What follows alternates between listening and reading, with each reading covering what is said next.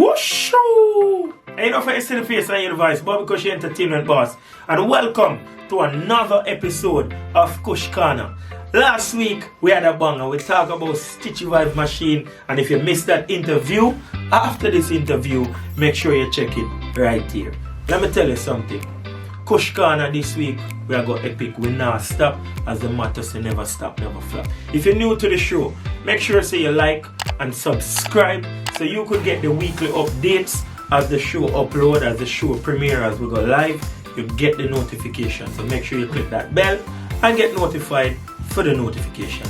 But before we go to the special guest, shout out to the sponsors. Why Candy Decor, for the beautiful decor, of course. Big up to 96.1 Voice FM. Future Entertainment, Extra Energy, Extra Ginger Ale, and of course, Fireside Grill and Chill, Fireside Sweets, brands and trend for my swag, of course. Percy Gift Store, the store that gives you more. You want gift? Check out Percy's. And people, the special guest, yes, he's here in the building from out of the United States of Guyana. Mr. Jumo Primo. The girl them say, the rubber waist. You know what time it is. Make we sit down and have a chat, no man. Let's go. So, we got Mr. Jomo in the building. Welcome, my brother. Welcome to Kush Corner. Yeah, man, we definitely. Happy New Year. Same to you, and same to your viewers, and wishing all of them a happy New Year, and prosperous New Year, and hope everybody living their life. Definitely. Yeah, you know what I mean? So, what's going on with you, my bro? How life? Plenty things. Living. That's it. Our life is for living, you understand? Direct. Basically, it's a lot's been going on, you know. People already know it's been a year. We celebrated the 592 Bar and Grill. Mm-hmm. We just started, we just launched the 592 bar of itself, which is indoor.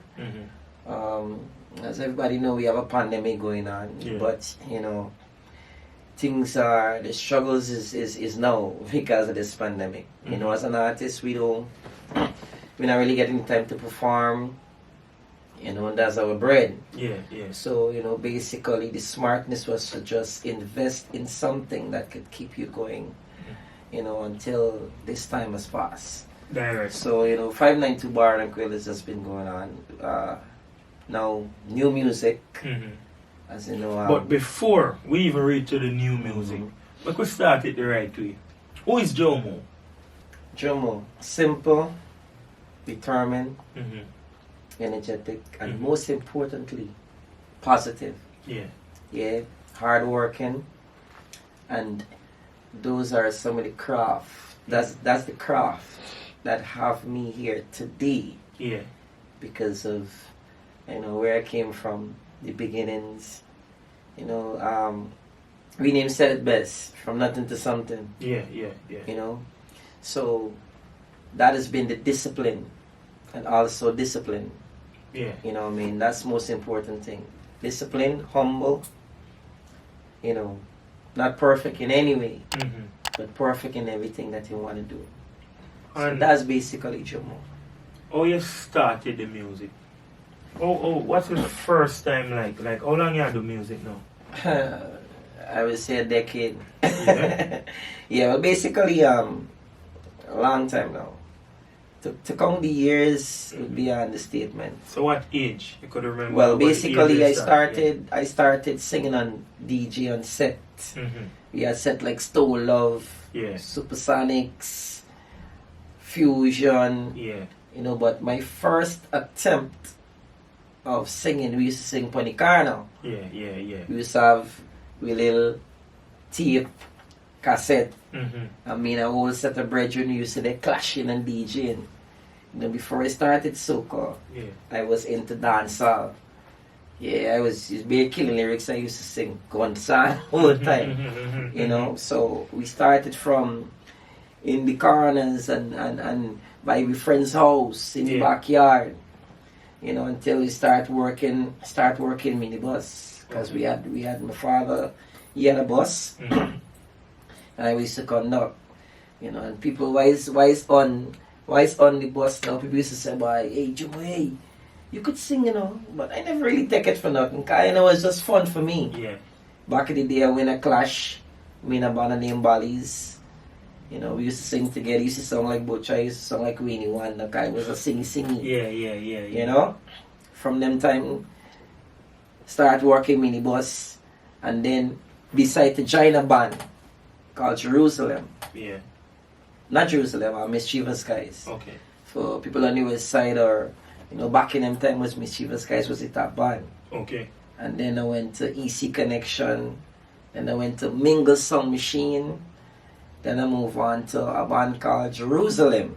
Oh, we had the boys from the East Coast. So if you're from the East Coast and you're watching this from the East Coast, EC Connection was from the East Coast. Okay. Where I used to sing a lot. We used to do a lot of bottom house dance and them thing.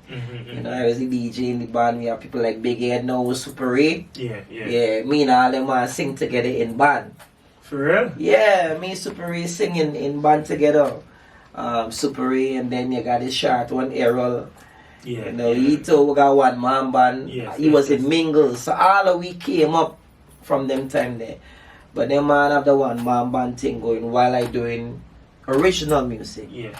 So after all these local bands in Guyana joined Barrel Jerusalem, went on tour with EC Connection.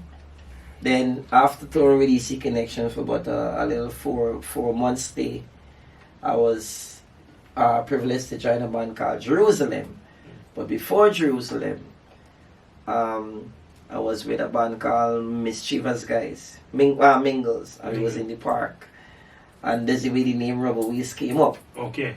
You understand? Because a lady see me whining and going on, and she was like, this man weighs like a rubber, and she put it in the paper. So she put in the paper, the name stick. Okay. So from Jerusalem, we went on a tour, and then I hooked up with Barolini Dragonaires.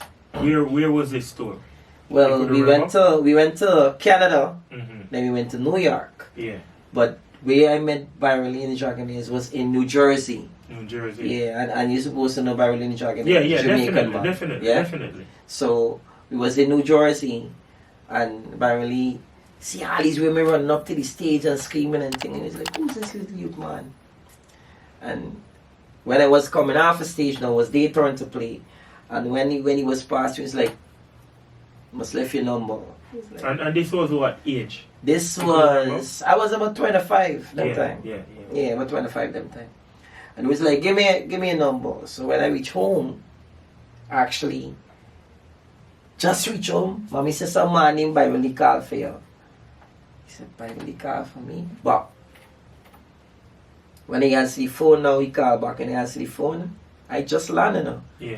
He said, go back to the airport, they got a ticket waiting for you. And that's how come I end up in Beverly. The first tour with Beverly is in Trinidad and Tobago. Yeah. Yeah, I did Carnival there 2001, 2002, 2003, 2004. All of this was in the stint with Beverly. So I basically spent 12 years in Beverly. But within the stint of Beverly, you know, I started recording my own music. And that's how we came with Times2. Yes, Times2. Yeah, and this was like 10 years ago. So what give me the history with Times2. And Times2 was you and me and Adrian Dutchin. Yeah. Well, basically we started a new revolution. You know, it's with Times2. I know girls used to run behind you, run you down the road, shake up your car. I didn't ever dream that, you know, it would have been like that for us. So what happened is that I was going in the studio because I was used to record with Cross Color. Okay. Cross Color is the manager, used to be the manager of Times2. Yeah. And they have Cross Color Records. So he was coming out of, same time he was coming out, I was going in. So they got this producer called Mark. At the same time, he used to work with Jerusalem. So he was like, with the studios. He was like, why the two of y'all do song together? So I was like, alright, me I don't see. And we go in there and he put on the rhythm. So we listen to the rhythm and Adrian starts singing, girl, you drive me crazy. And then they show your body ready. And that's how the song was born. But when we finished recording the song, we didn't know, like, you know, we just, they might say, yo, record the song, we record the song. Yeah. Pops!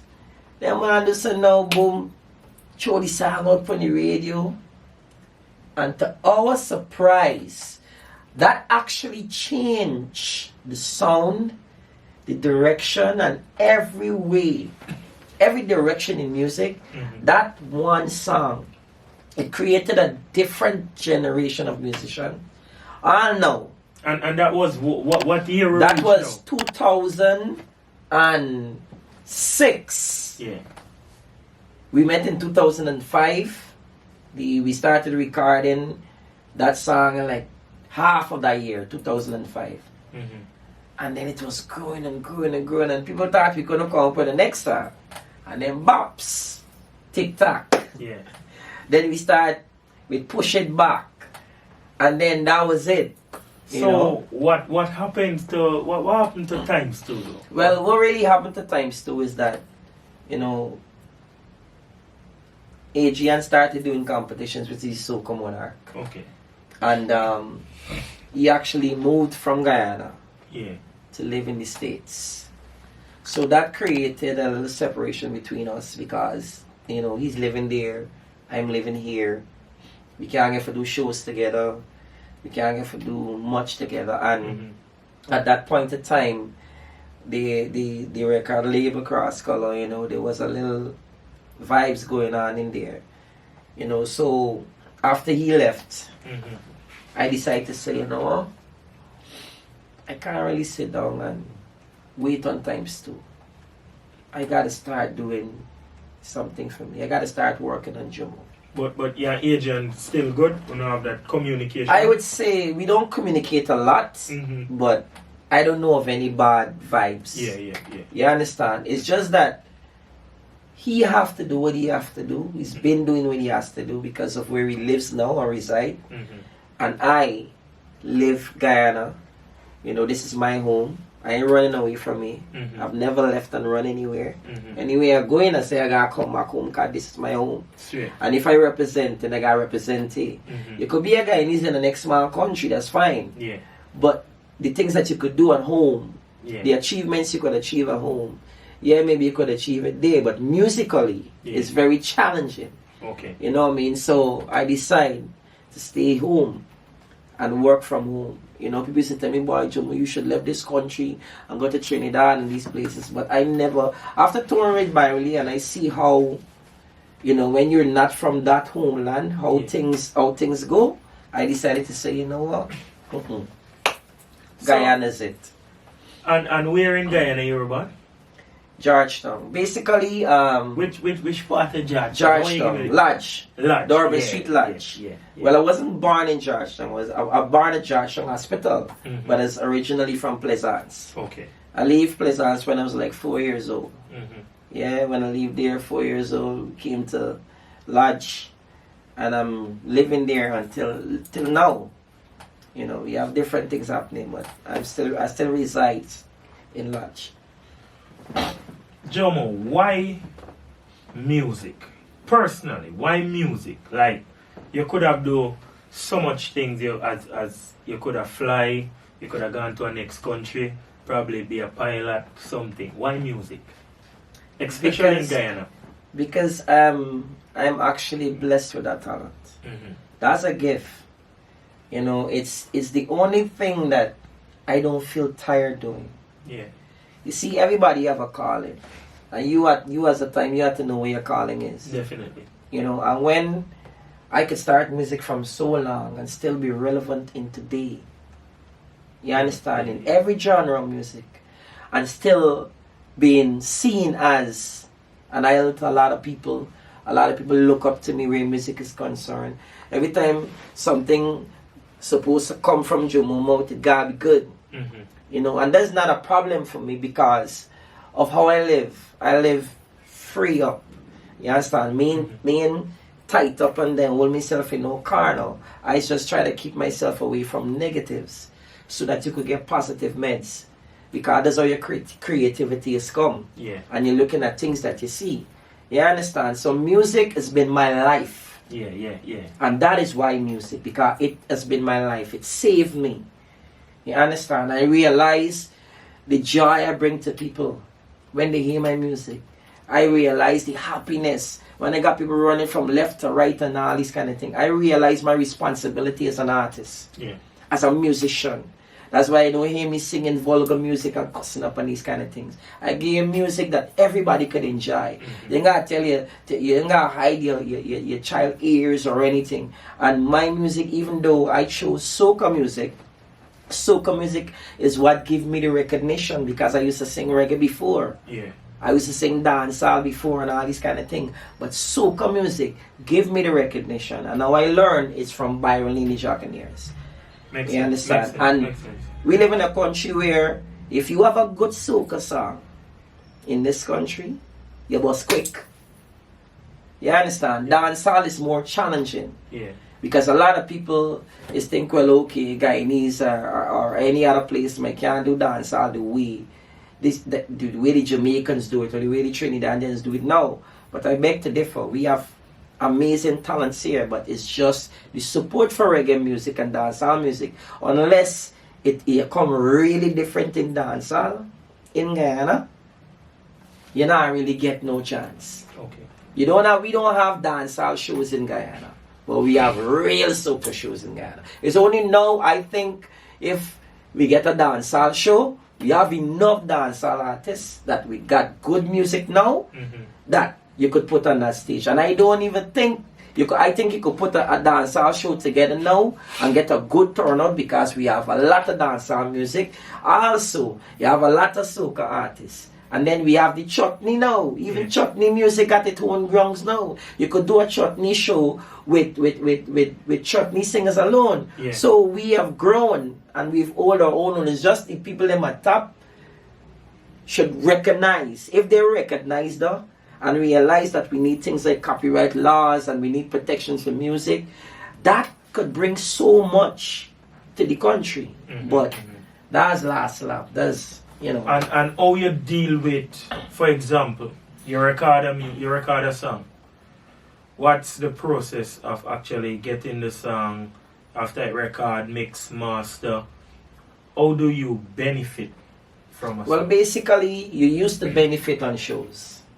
Because I could tell you, I didn't use to mind recording, right? Because I know we used to have enough shows when the place was open out before pandemic. We used to have enough shows that we could actually feed ourselves. Because when somebody book me for a show, if I go in interior or go in certain places, 300,000 and these kind of price, and I know 40,000, 20,000 them thing.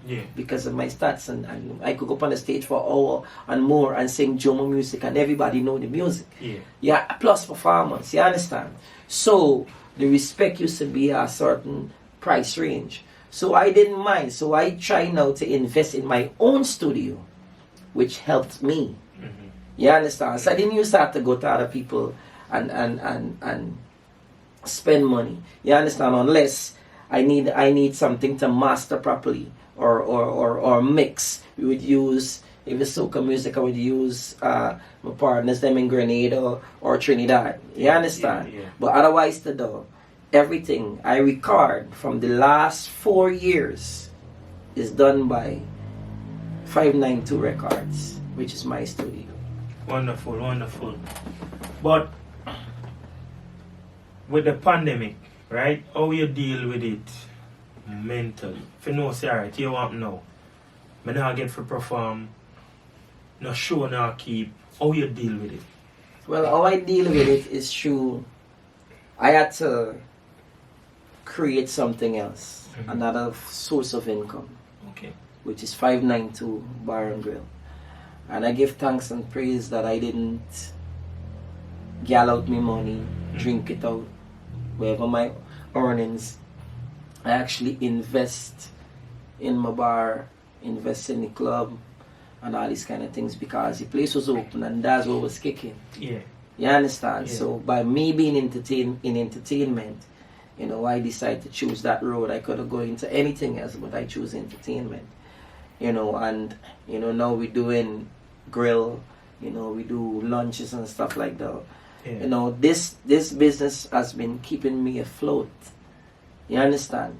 So it is challenging, because let's tell you something. Music is easy. that business is hard. So I send respect to every person who doing any kind of business when it comes to whether a bar, whether a grill, whether wherever, because the time, sometimes you don't make the profit. And like how things going sky high, sometimes you just surviving because all your profit goes back into the business. So that also could break you down, you know. But from me, accepting that these are the challenges that will come in life, you understand?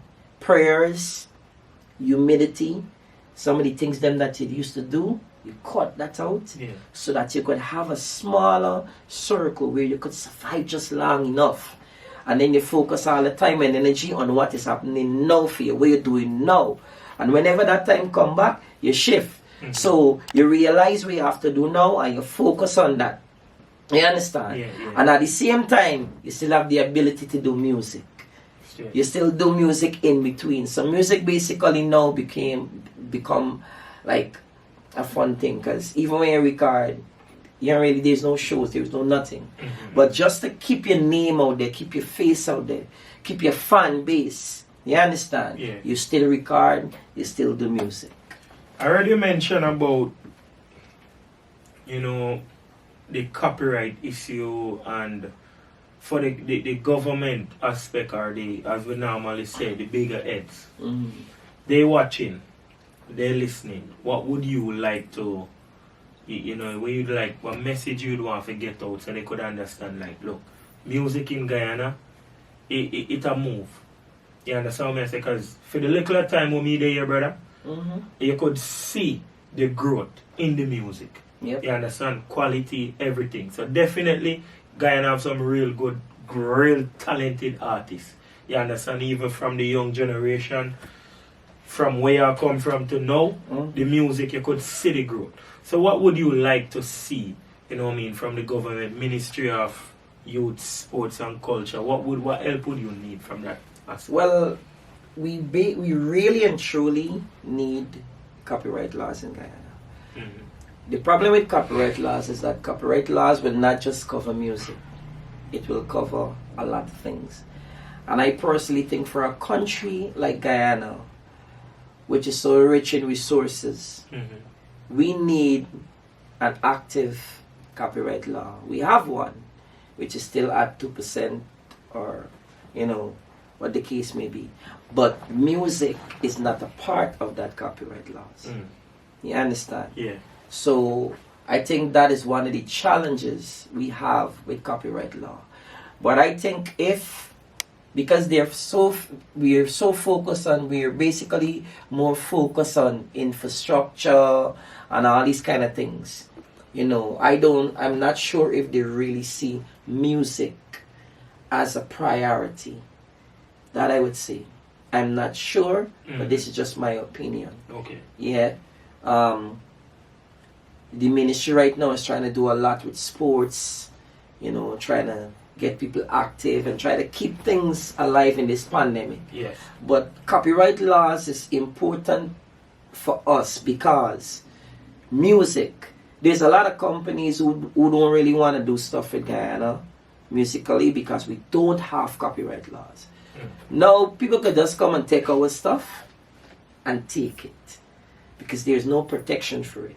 In order for our music to get protected, we gotta either sign up with COT or somebody else. And we don't really have no distribution. We don't have no vehicle that transport the music the way it's supposed to be transported, because we're not that recognized to the world. Everybody comes to Guyana, do shows, go with a big pocket full, but they don't carry nothing back from Guyana.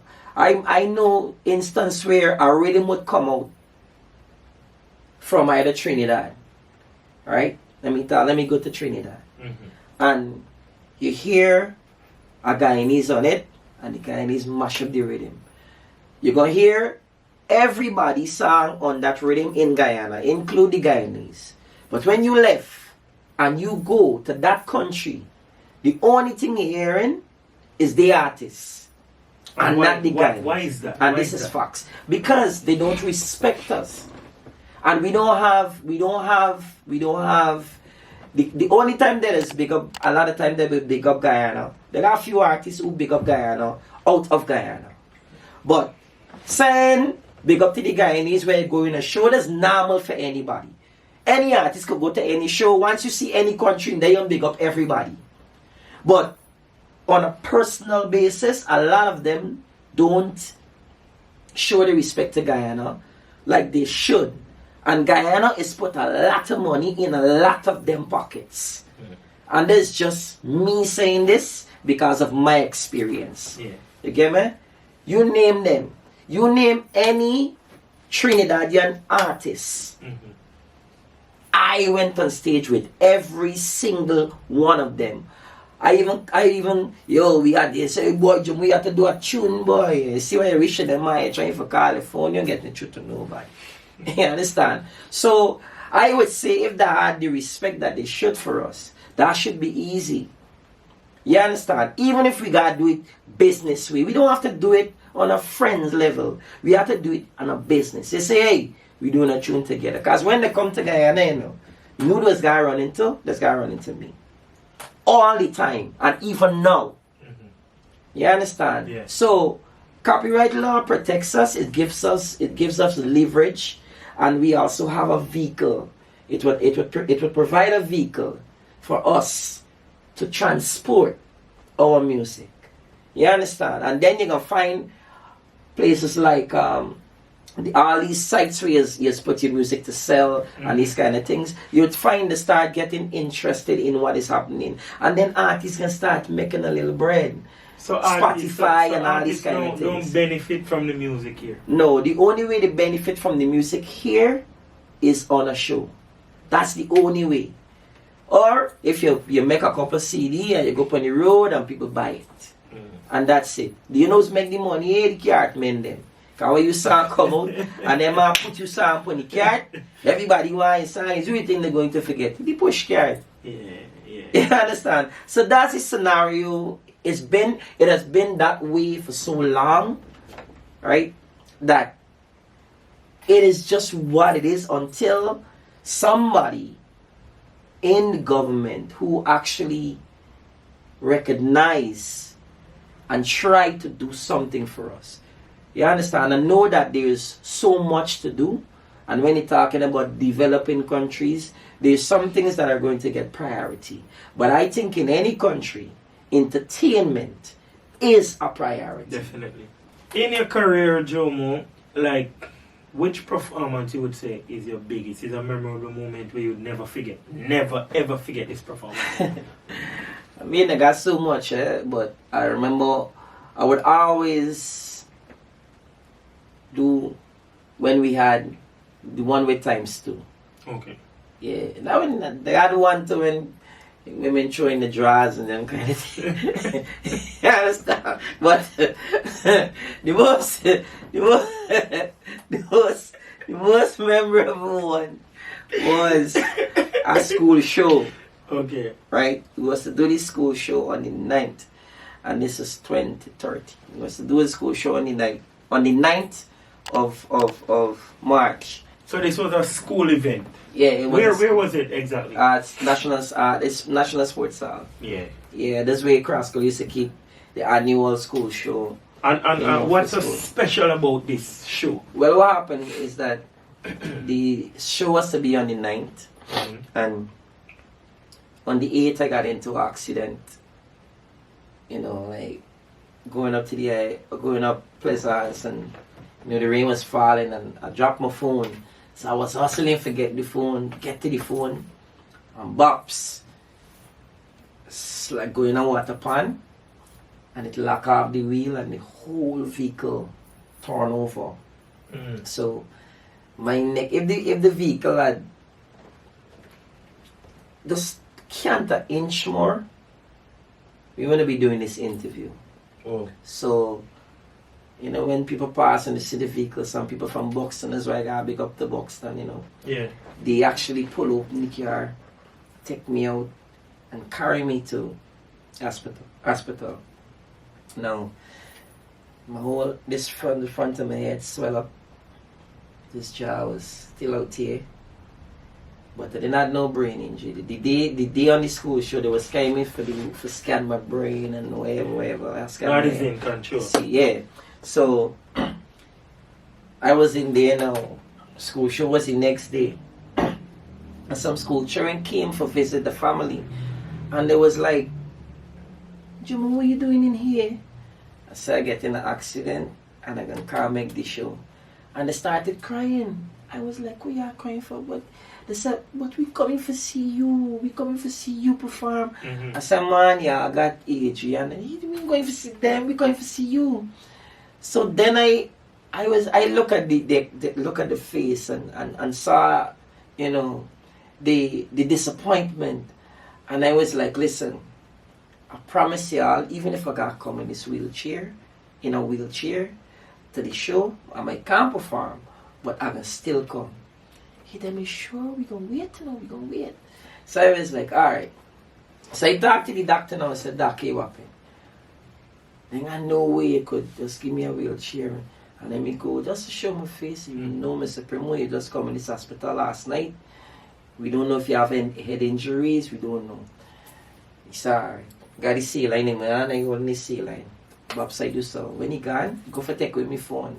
When the doctor scoot out, so now I end up now, I call me brother, I say, hey, Marlon, bring a pants, bring a shirt, and my shoes, and come. Park by the hospital door, and wait. So the doctor say, alright, Mr. Primo, we gonna come and check in the next hour or so. I say, alright, doc. Call me brother run upstairs, come to me, I put me on the shoulder, came in the washroom, could barely move, you know. Put on my clothes, and I limp, go in the car, sit down, and drive out getaway style. Yeah. You understand? So I actually get away out of the hospital. Wow. I wasn't released or not, like getaway. So I was still in a lot of pain and stuff, but what is the most memorable thing about this? When the announcer got the news, how we announced the news to this packed place, fatal. And all I could hear outside is cries and screams because it said fatal. Just like if I die. Yeah. And people start crying. That time I was sponsored by Digicel. Yeah. Even the Digicel girls, everybody he said, wait. Nobody in you're near and nobody even staying quiet nor nothing. It's like they're just crying and screaming, and I could hear, like I could outside on me pores, bro. For know the love. Yeah. Here and how important you are. So he said, wait, he said, yeah, quiet. But here, without doctor's orders, he is here. He's not going to perform, but he's here. So, from the time he said that, bro, lashing up on his, people lashing and stamping, all I hearing is, Jomo. They got the artists, they got Dutching on the stage, you know. But I ain't in, Jomo. Bro, when they come and take me out, my brother lift me here, and I walk into this place. Let me show you the power of love and support. That'll take away all your pains, blood. I go and I see people crying. I see when these friends see me, bro. The nice, I couldn't even hear me ears. And tears start coming down me because I didn't even know that I meant so much. Yeah. And this is true music, bro. And these people come, the Digicel girls, they come, they hold me and thing, and I take the mic. And I go for talk to them, but they nice so much and the, like, you know, people looking at me say, yeah, girls say, Jummy, you're alright. I'll let it carry you back now. I said, Dutchin, put on the rhythm. And I gone. Bro, you see when I done perform, I performed the whole show. Not anybody. That was the most amazing thing I've ever seen. People was on the church, and these is kids, bro. I talking from 5, because we had a little children section where you have 5-year-old, and then you go to the the teens and them. And everybody stand up right through the performance. You see what I done? I get blackout. Because the adrenaline, I remember I get blackout. They lift me out, put me in the car, and everybody see outside at the hospital, if you see children out there, bro. So that is why that was so memorable to me. And it's then I realized my responsibility to fans and to people in this music business that Father's chosen me. You know what I mean? And that is why I'm still here today, regardless of what. I have a role to play, and that role is to make sure that I always do what I'm supposed to do, which is music. Bro, this moment, it's so powerful that me even forget the next 5 questions I'm supposed to ask you. But it's a moment that I never know. It's history in your life, and it's news to me now. Yeah, that's what I say. And for the fact that you're still there here today with where you got through, bro, it just show that, say, the Almighty have a plan for you. I know. Yeah. So, and that's how I use it. I want you carry me to Soca Monarch. How much title? Alright, I've won Soca Monarch 6 times. Wow. I got 5 Power. I have 1 Groovy Monarch.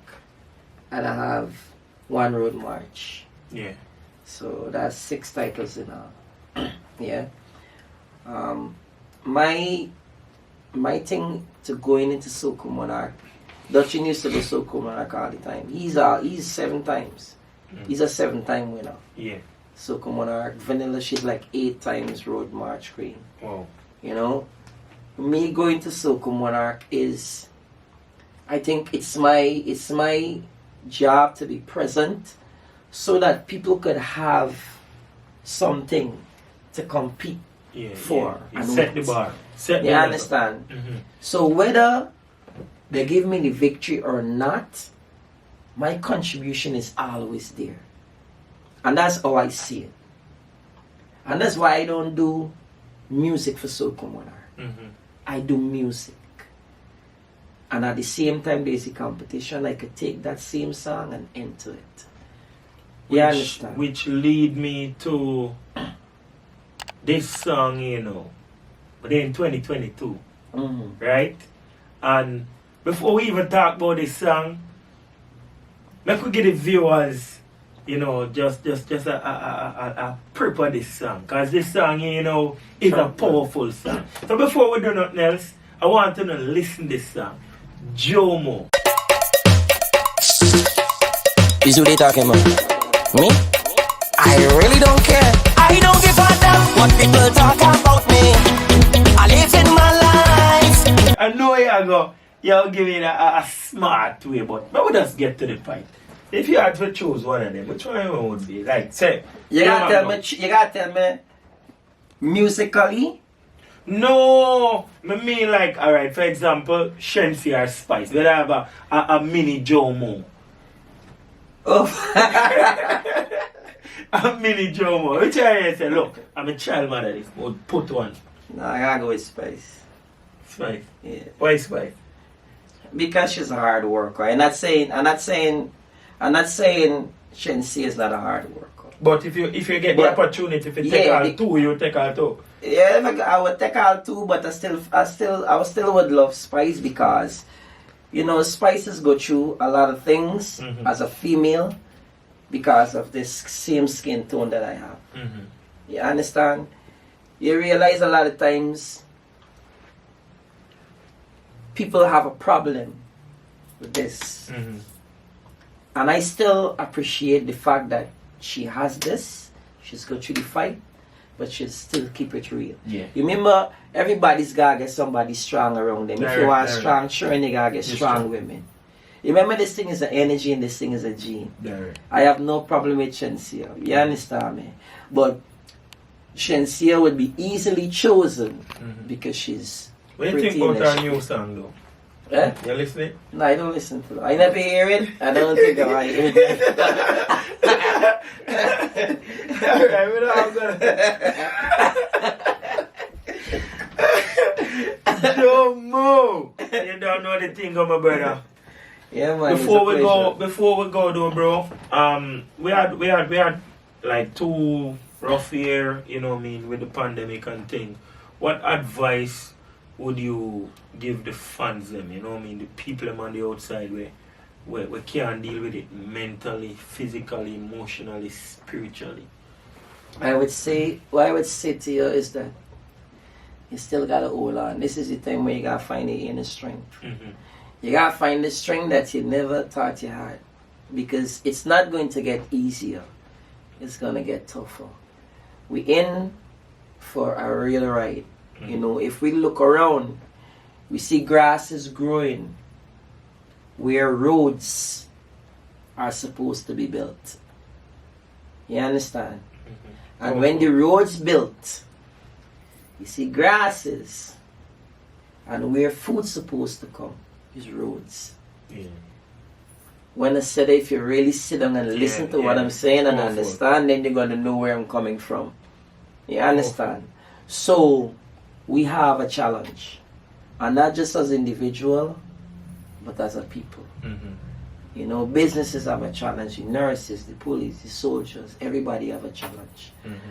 And I would call on the higher powers to realize that your people is your country.